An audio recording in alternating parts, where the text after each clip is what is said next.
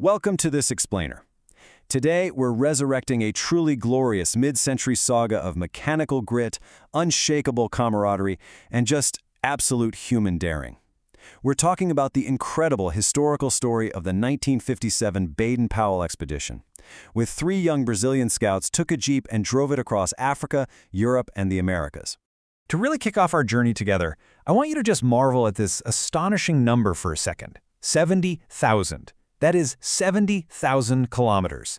It's the exact unbelievable distance those 3 audacious young Brazilians drove back in 1957 to conquer 3 separate continents.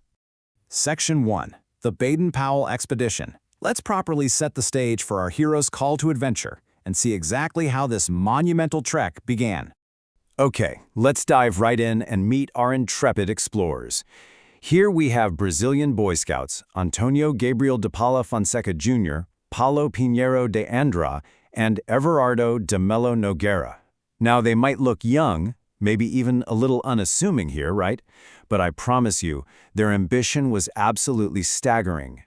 Their objective, which, by the way, was authorized by this fascinating official letter of recommendation from the Brazilian Boy Scouts Union, was incredibly ambitious.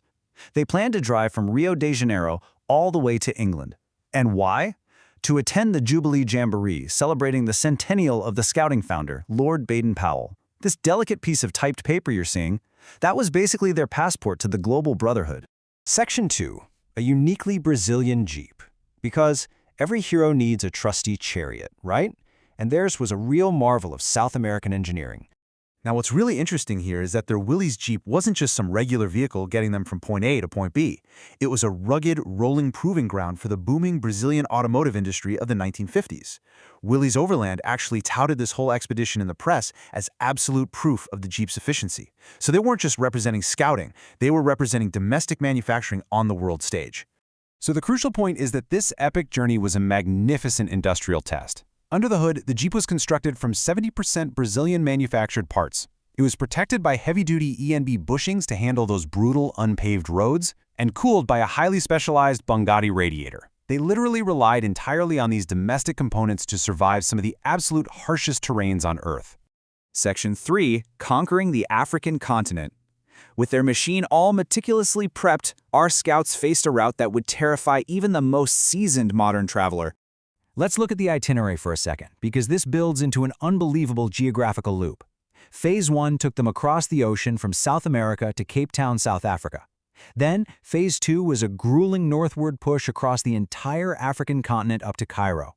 Phase 3 took them through the Middle East, up through Europe, all the way to the Arctic Circle, before ending up in London for the Jamboree. And finally, Phase 4 brought them all the way down the Americas, from Venezuela down to Argentina.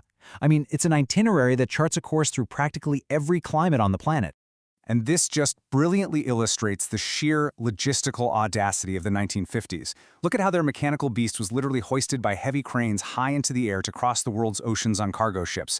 You have to remember, this was long before the era of modern roll-on, roll-off ferries. Every single sea crossing was a massive, perilous, heavy-duty industrial operation. But once on land, man, it was a journey of brutal extremes. To cross the blistering Nubian desert, their Brazilian-made Bugatti radiator miraculously survived 50 degrees Celsius heat.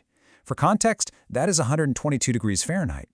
Driving a heavy metal box through sand dunes at those temperatures without the engine melting down, that's an immense testament to both their driving skill and that specialized hardware. Section 4. Landmarks and wild encounters. Beyond the mechanical triumphs, it was really the visceral, daily experiences that truly defined this adventure. As you can see here, the reality of the African roads was delightfully unpredictable. The route frequently required the boys to share their windshield with highly inquisitive local wildlife, like this troop of wild monkeys just completely swarming their yellow and green Jeep right in the middle of a dirt track. It really brings home the raw, unfiltered nature of their daily commute. And just look at the sheer scale of the history they encountered. They seamlessly shifted from driving through vast, endless arid plains straight into the immortal, colossal ruins of ancient Egypt. I mean, the juxtaposition of a 1950s machine and these boys from Brazil casually resting against millennia-old monuments, it's simply breathtaking. Their rugged path also took them to the very roof of the continent.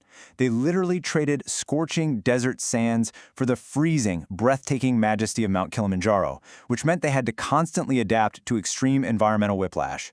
Just imagine driving an uninsulated vehicle from the desert straight up to freezing alpine slopes. And the altitude only climbed from there once they finally reached the Americas for the final leg. This rustic sign here marks the road to the Andes Mountains, indicating an altitude of 4,050 meters. That is well over 13,000 feet. They pushed their brave little engine to gas for thin air in the freezing, towering Andes.